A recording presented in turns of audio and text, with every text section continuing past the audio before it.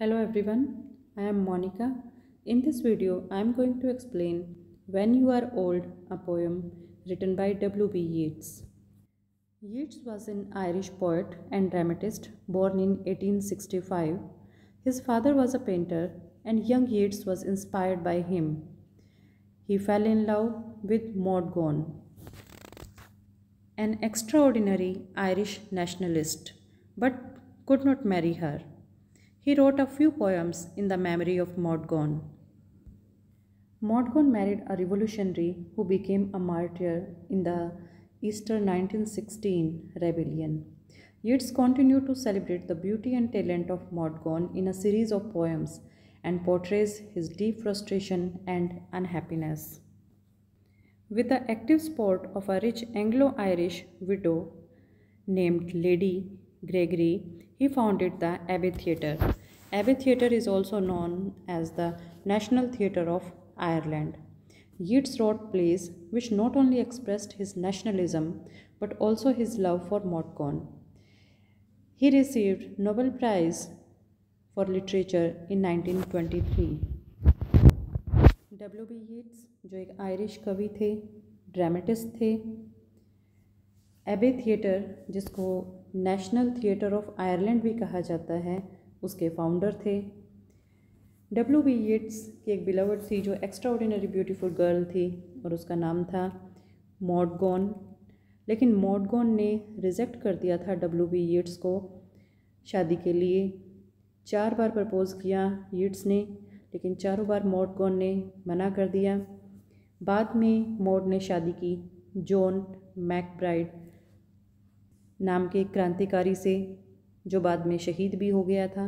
लेकिन उसके बावजूद भी मॉड गॉन ने W.B. येट्स को किसी तरह का कोई रिस्पॉन्स नहीं दिया। तो W.B. येट्स की बहुत सारी कविताएं हैं जो उन्होंने अपनी बिलव्ड मॉड गॉन के लिए लिखी हैं, उनको संबोधित करते हुए लिखी हैं, उनकी याद में लिखी हैं। और अपनी बेहतरीन कविताओं के लिए उनको 1923 के अंदर नोबेल प्राइज़ मिला। व्हेन यू आर ओल्ड भी उन्हीं कविताओं में से एक है जो W.B. येट्स ने अपनी बिलवड को याद करते हुए लिखी है। This is a love lyric addressed to Yeats beloved Maud Gonne. In this poem Yeats sings of spiritual love as contrasted with love that is based on physical attraction. W.B. Yeats कहते हैं, imagine करते हैं, कल्पना करते हैं कि जब उनकी beloved Maud gone बूढ़ी हो जाएगी तो अपनी प्रेमिका की याद में वो ये कविता लिख रहे हैं। व्हेन यू आर ओल्ड, जब तुम बूढ़ी हो जाओगी, एंड ग्रे, और तुम्हारे बाल सफ़ेद हो जाएंगे। ग्रे वर्ड पोएम में आता है एक सिंबल के रूप में, ओल्ड एज के सिंबल के रूप में, बुढ़ापे के सिंबल के रूप में। तो यहाँ येट्स कहते हैं जब तुम बूढ़ी हो जाओगी और तुम्हारे बाल सफ़ेद हो जाएंगे, and full of sleep and nodding by the fire, nodding means ऊँघना, and nodding by the fire क्योंकि ठंडी जगह है, ठंडे एरिया के अंदर आग जलाई हुई है, आग जला के पास में W.B. येट्स की जो बिलव्ड है मॉड गॉन बैठी है। तो W.B. येट्स कहते हैं कि जब तुम आग के पास बैठी ऊँघ रही होगी, नींदों से भरी हुई होगी, तुम बूढ़ी हो चुकी होगी, तुम्हारे बाल सफ़ेद हो चुके होंगे, टेक डाउन दिस बुक, उस समय तुम इस किताब को लेना, एंड स्लोली रीड, और इसे धीरे धीरे पढ़ना, and dream of the soft look, और सपने देखना सॉफ्ट लुक के। Soft look means beautiful look, young age वाला लुक। और क्योंकि जब तुम इमेजिन किया है W.B. येट्स ने कि वो बूढ़ी हो गई है, तो वो कह रहे हैं कि तुम सपने देखना उस टाइम के जब तुम यंग थी। Your eyes had once and of their shadows deep, जब तुम्हारी आँखें काली और गहरी थी, उस वक्त के बारे में तुम सोचना। So in these lines the poet tells her that one day she will become old, her eyes will lose their soft look and her hair will turn grey. She will sit by the fireplace and will be drowsy. Then the poet tells her that then she should think of her youthful beauty and her black and deep eyes. How many loved your moments of glad grace and loved your beauty with love false or true? How many?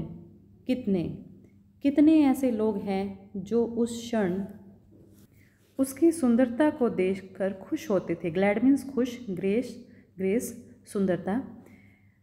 And loved your beauty with love false और true.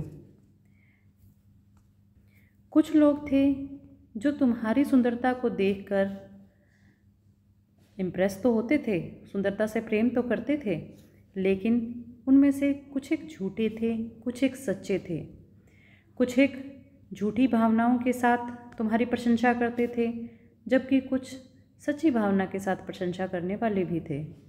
But one man loved the pilgrim soul in you. Pilgrim soul means internal beauty, आंतरिक सुंदरता. And loved the sorrows of your changing face. Sorrows means दुख, changing face बदलता हुआ चेहरा.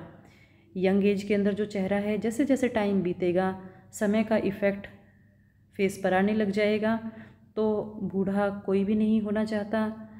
तो जो बुढ़ापे की वजह से जो चेहरा जो है बदल रहा है, दुखों से भर रहा है. तो W.B. येट्स यहाँ कहते हैं कि कितने ऐसे लोग थे जो तुम्हारी सुंदरता से प्रेम करते थे. उनमें से कुछ एक झूठे थे, कुछ एक सच्चे थे, परंतु वन मैन, एक व्यक्ति था जो तुम्हारी आंतरिक सुंदरता से प्रेम करता था, तुम्हारे चेहरे बदलते हुए चेहरे के दुखों से प्रेम करता था. मीन्स उसके प्रेम पर तुम्हारे चेहरा जो मैच्योर होता जा रहा था, उम्र तुम्हारी जो बढ़ती जा रही थी, उसका कोई इफ़ेक्ट नहीं पड़ता था.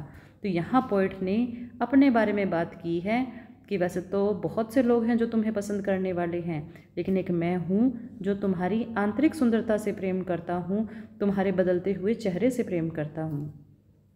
So in these lines, she will remember that when she was young, many men admired her beauty, some with genuine love and others with false love.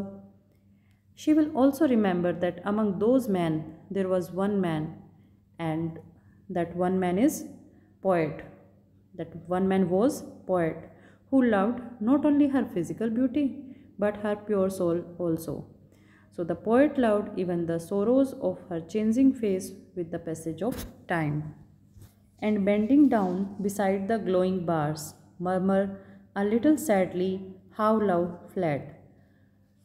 W.B. Yeats कहते हैं कि उस वक्त बेंडिंग मीन्स बेंडिंग डाउन, झुकना, glowing bars, चमकती हुई छड़. अब अगर आग कहीं जलाई हुई है और वो आग धीरे धीरे बुझने लगे, तो उसमें एक छड़ के से उसको थोड़ा हिला देते हैं, जिसकी वजह से वो दोबारा से जलने लगे. अब जिस छड़ से हिलाया है वो छड़ आग की वजह से चमकने लग जाएगी, ग्लोइंग करने लग जाएगी. तो यहाँ W.B. येट्स कहते हैं कि जब तुम चमकती हुई उस छड़ से